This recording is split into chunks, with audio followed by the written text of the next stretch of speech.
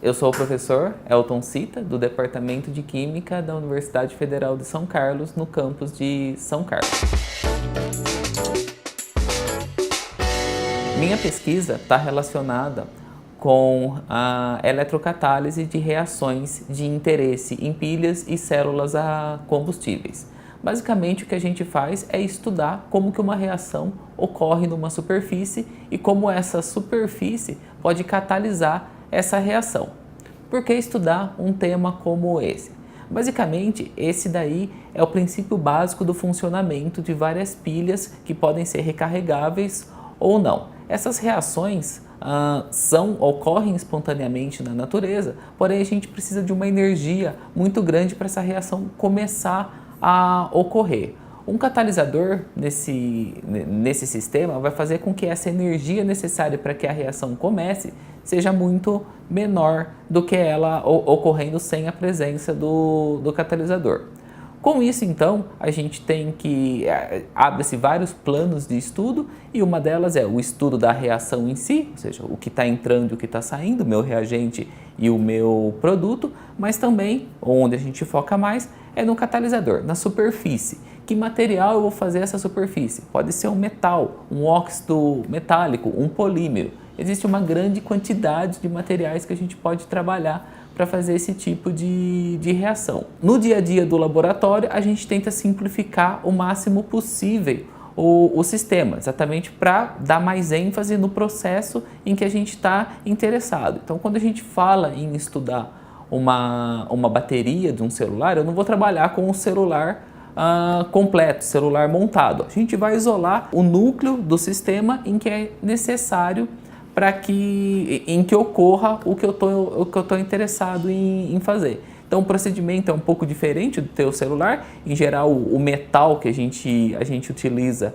é um sistema, é uma placa metálica, não é como bateria do celular, e a gente imerge isso em uma solução contendo íons. E a gente, ao longo do estudo, pode analisar os produtos da reação, a corrente que flui no sistema quando é eletrocatálise e alguns fenômenos mais complexos que podem ocorrer nessa superfície.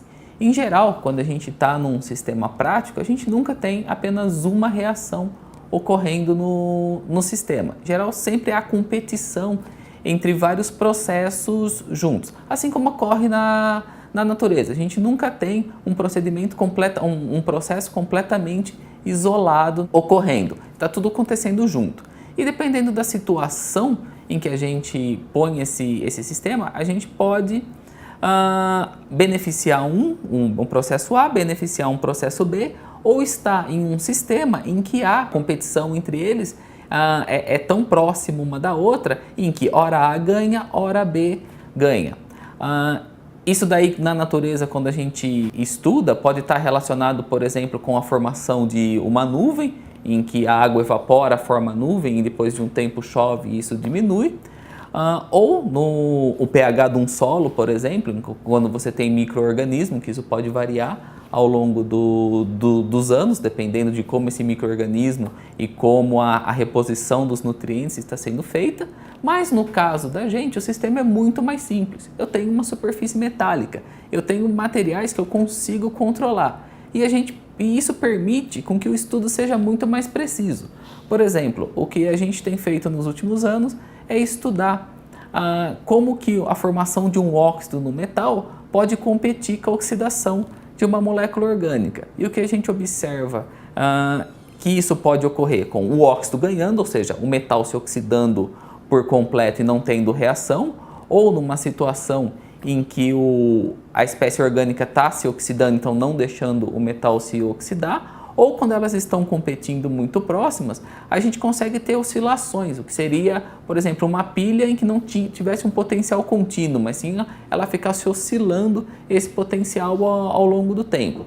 Isso é indesejado na prática, porém, é muito mais, sobre o ponto de vista fundamental, é muito interessante um sistema como esse, quando a gente faz um análogo com o que está acontecendo na natureza. Ou seja, a gente tem um sistema químico muito simples em que eu consigo estudar um processo em que eu encontro um análogo na natureza.